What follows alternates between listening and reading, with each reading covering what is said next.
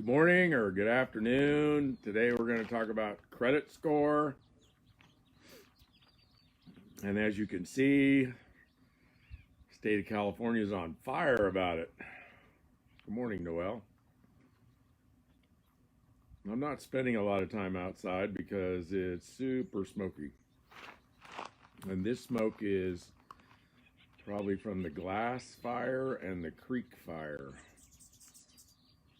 Creek fire is about 15 or 20 miles from here. The glass fire is probably 100 miles from here, but it's the one that's raging right now in Sonoma and Napa Valley.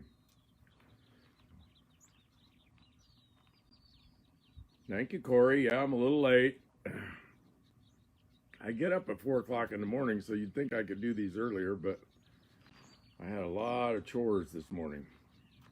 So let's talk about credit briefly, and that'll probably bring a close to our financial IQ series in the last week. So a couple things about credit. Number one, you can get your credit score for free. You don't have to pay for it. You can just Google free credit scores. I think the most common one is freecreditscore.com. freecreditscore.com. It's not an inquiry on your credit when you look at your credit, so it doesn't ding you to look at your credit.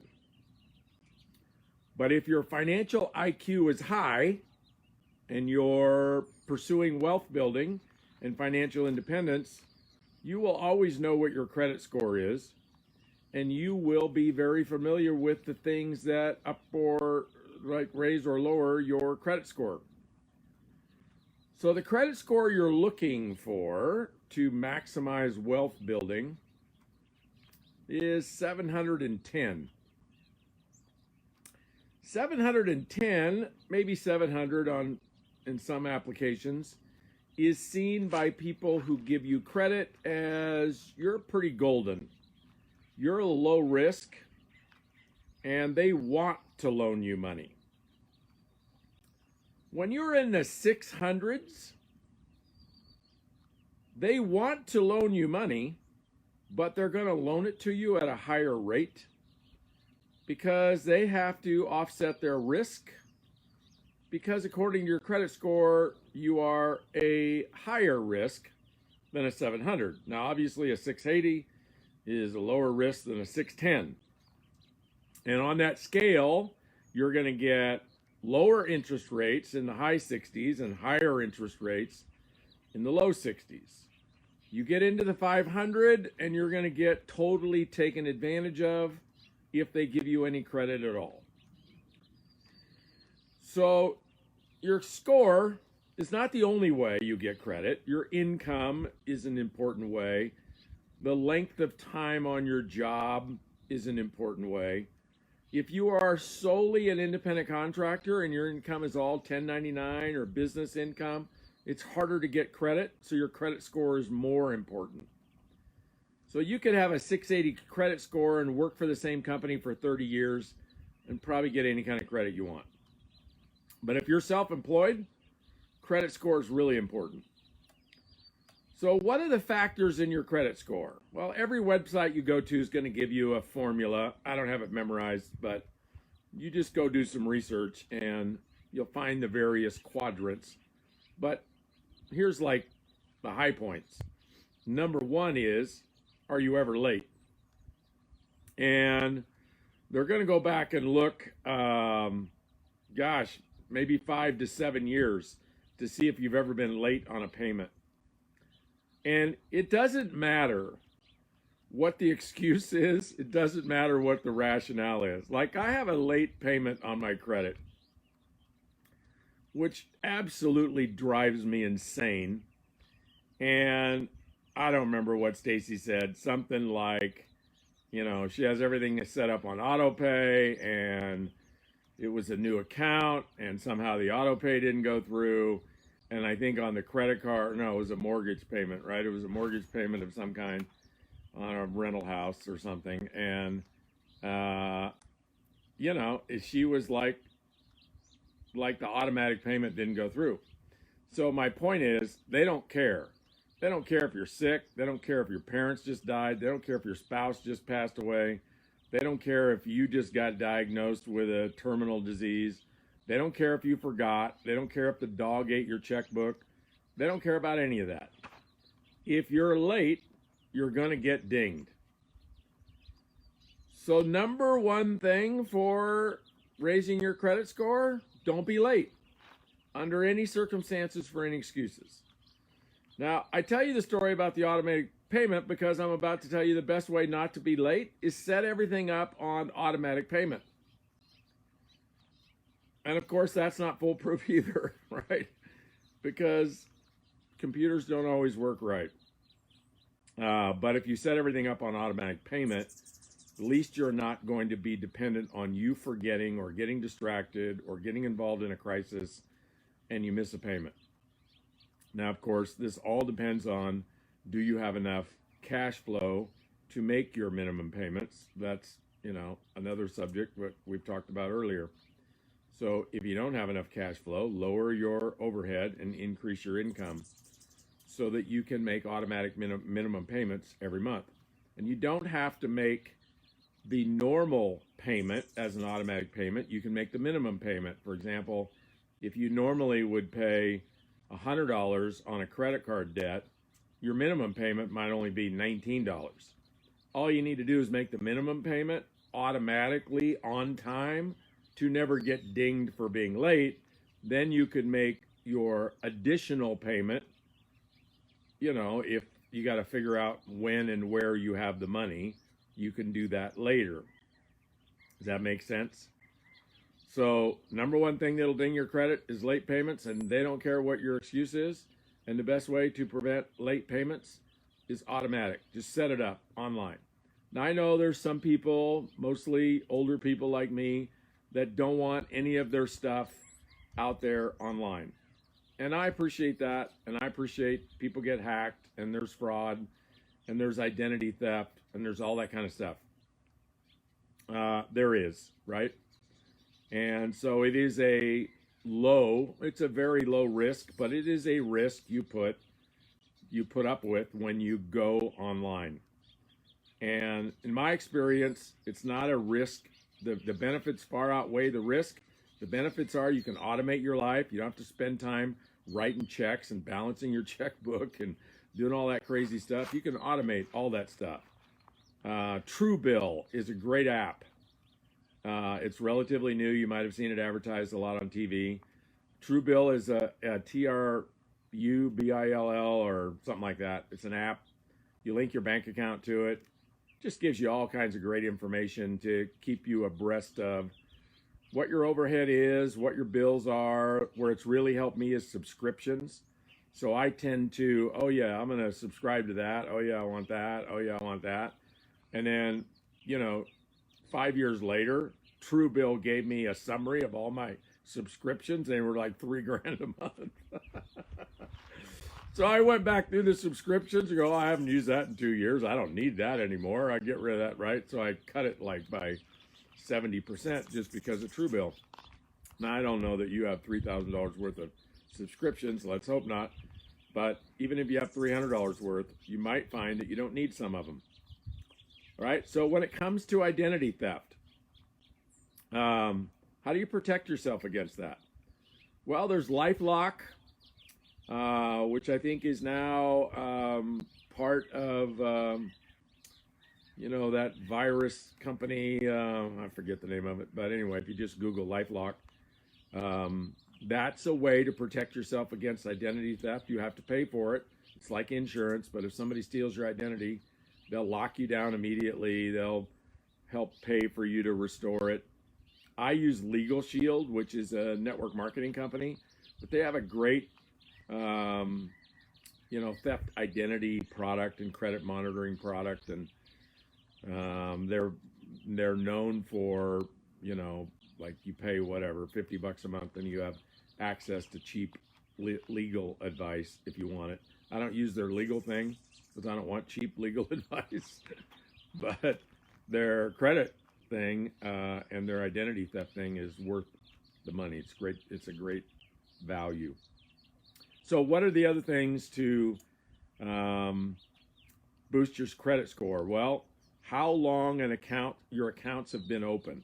So this will sound counterintuitive, but let's say you have an account like a line of credit or a credit card, and you don't use it anymore. So you would be inclined to close it. Maybe like me, I was always thinking, well, if I close out lines of credit that I'm not using, they'll see that as responsible, and that'll increase my credit score. It actually lowers your score because they want to see lots of accounts, and they want to see old accounts. They want to see how long you've, for example, had your Visa card.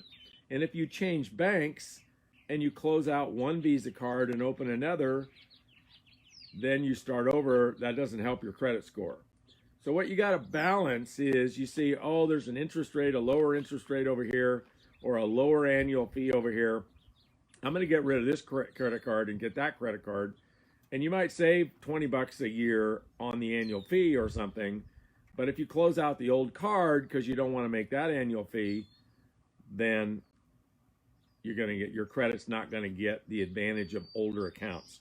So keep accounts as long as you can keep them open, and offset that with what's the annual fee. And of course, the interest rate doesn't matter, because if you don't have a balance on there, it's not costing you anything. So you could keep a Visa card that has a 20% interest rate, and as long as you don't use it, doesn't hurt you. If it costs you nothing, which, Discover card has no annual fee. There's lots of cards. Just Google no annual fee credit cards. You'll find all the credit cards that have no annual fee, and pick the one that has the lowest interest rate, long-term interest rate, and that you might qualify for, and that's your best credit card. And then keep it for 30 years. And, if you need more credit room, all you got to do is once a year, if you've always paid on time, just ask them for a credit line increase. You can do it online. Just fill out a thing and say, hey, bump my credit line increase. The more credit you have, the better, right? So if a credit cards company says, hey, we'll increase your credit line from $5,000 to $10,000, as long as you're responsible, as long as you don't have that addiction of, oh, that's free money and I can just spend that, as long as the priority is your credit score, it's worth it to have a higher credit limit, because it's going to help your score. Now, if you have that addiction of, oh, they just gave me $5,000 and I can spend it, you shouldn't have a credit card at all. You should have a debit card. And then you're not going to spend any money that you don't have. Trouble with a debit card is it doesn't help your credit, right? Credit is just about you borrow money and how faithfully do you pay it back. So how long your accounts are influences your score significantly, and how many accounts you have. So, I was coaching a young man a couple months ago about his finances. He's 24 years old, and he didn't have any credit at all. And he's getting ready to go out in the world and be a man and create a life, right? And he's very conservative financially, and he was thinking about paying cash for a cheap car. And I suggested, well, here's an alternative. I'm not telling you what to do, but here's an alternative.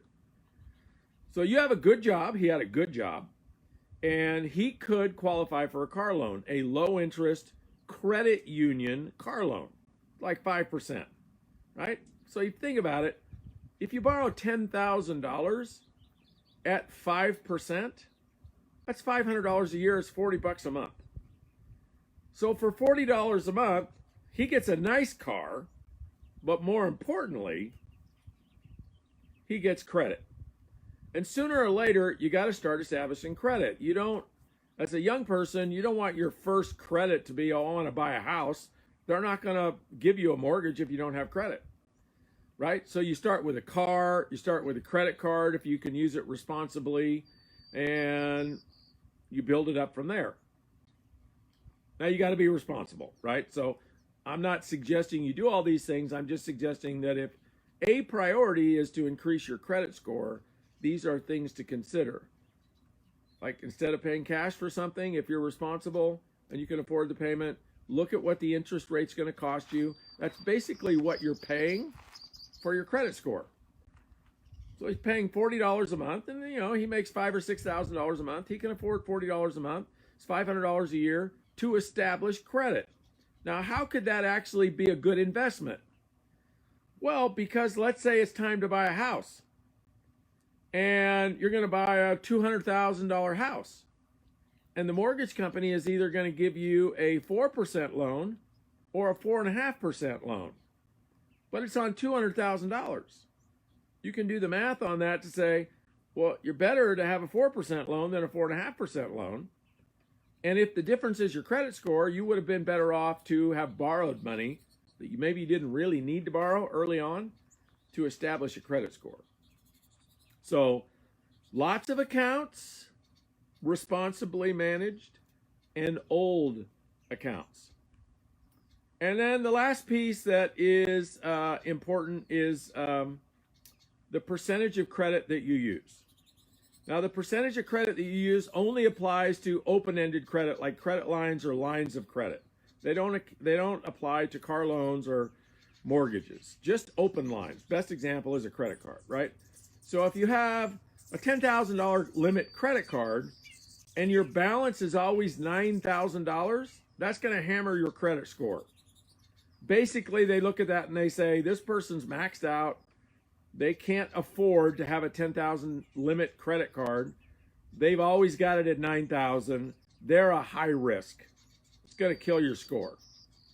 So, how do you get around that? You get more cards. So if you had 5 cards at $5,000 a piece, and so your total credit line is $25,000, and you're using $10,000 of it, won't hit your score that hard at all. Make sense? Now, again, I'm not suggesting you'll go get 5 cards. I'm just telling you how to get your credit score up, right? So if you're responsible, here's another advantage of having 5 cards or 7 cards, all of which would have preferably low interest rates and no annual fee. So they're not costing you anything to have, is you now have opportunity capital. What do I mean by opportunity capital? It means like that. You have access to $25,000. Now, why would you need access immediately to $25,000? Well, maybe you have an emergency, a medical emergency, I don't know, some kind of emergency, and you don't have an emergency fund, which of course we should all have. I'll talk about that at the end. Maybe you are a wheeler and dealer, a hustler, an opportunist, an entrepreneur. And maybe you find something you can buy for $20,000 that you know you can sell for $30,000. Well, if you don't have $20,000, you lose that opportunity. I can't tell you the number of opportunities I've lost in the last 40 years because I didn't have $100,000 cash or $1 million cash. Cash is king. And cash doesn't really matter how you get it, right? If you have immediate access to borrow cash, that's cash, right? So when people say, I'm selling this, like I got this truck over here for sale. Anybody want to buy a truck? Come on. That's a beauty. Huh? A 2010 GMC Denali, 4-door, fully loaded, sunroof, moonroof, rear window slider, bed cover, fancy wheels, leather, nav, Bluetooth, you name it. $14,000 cash. You notice how people still advertise like that? Like, here's the price cash. All right, so what's the price if I don't pay you with cash, right? How else do you pay besides cash? It's interesting how those words and concepts just stick in our culture when they don't really apply anymore, right? It's not like somebody's going to finance the car if they're selling it privately to you, and they don't care whether you go get a car loan or you bring a stack of $100 bills. The price is the same to them, right?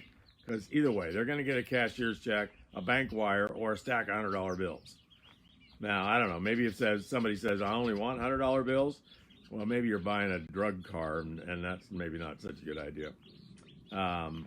So anyway, I don't even got off track, right? So that's how you get your credit score up, folks. And what I found is the most important thing is look at it once a month. Just go in and look at all your accounts and make sure nothing's late, and look at the ratio of credit line to how much balances you have. And if you're using credit cards to finance your life, huge mistake. Just a huge mistake. You got to increase your income, lower your overhead, get your credit cards paid off. There's only two reasons you should use a credit card or a line of credit. Is if you have an emergency and you can't cover it with your emergency fund. Like, I mean a real emergency. You have a rock solid opportunity. And that's the only two reasons, right? So other than that, the only way you should use credit cards is, you may put $5,000 on a credit card, you just pay it off at the end of the month. Pay it all off. And if you want to influence your credit, you will leave a balance on there of, like if you just left 10%, if you have $5,000 worth of credit, if you just leave $500 on there, pay it off, run it up, pay it off, run it up, you'll get a good rating on your credit score. So let's finalize with talking about an emergency fund. I guess that's why I call it an emergency fund, because in an emergency, you need to have cash. So before you do anything, before you invest, before you save, before you borrow, put together an emergency fund. Good rule of thumb is 3 months of your overhead. So if your house payment's $1,000 a month and all the rest of your bills are $2,000 a month and you spend $3,000 a month total, you need 10 grand. You need 10 grand in a savings account where you can access it just like that. And if your overhead is 10 grand a month, you need 30 grand set aside. And just think of all the people that if they would have had a 3-month emergency fund with this pandemic, they would not have been relying on the government, which the government bailed a lot of people out right away. But hey, businesses have been closed. People are out of business. They're out of income. They're laid off. And that went way past how long the government bailed them out. And now you can't even get Congress and the senators to go to work and negotiate and come together on a compromise to support people that are all shut down. And it's not like it's the government's fault that COVID happened. Okay, you could make a case maybe they could have acted a lot faster. I don't know that any of us can second guess that. We're not insiders, right? The U.S. government didn't create the virus. It just happens, like it's a natural disaster. And that's what governments are for, is when there's natural disasters, step up and help your citizens. The purpose of the federal government is to protect its citizens. So the idea of we can't come to terms or we're too busy to go to work, pretty crazy, which is, but that's the way it is, right? So you can't rely on the government. You got to rely on you. You got to have an emergency fund. So get your credit score up. I think the ultimate is 850. I'm still pursuing 850. And I think I'm blocked because of my late payment. But you could spend probably the rest of your life pursuing 850, but anything over 700, and you're going to get the best interest rate, you're going to save money, and you're going to be able to use your borrowing power to help build wealth. Thanks for joining me this morning. It's too smoky to talk any longer out here, so I'm going back inside and film some videos. I'll see you tomorrow.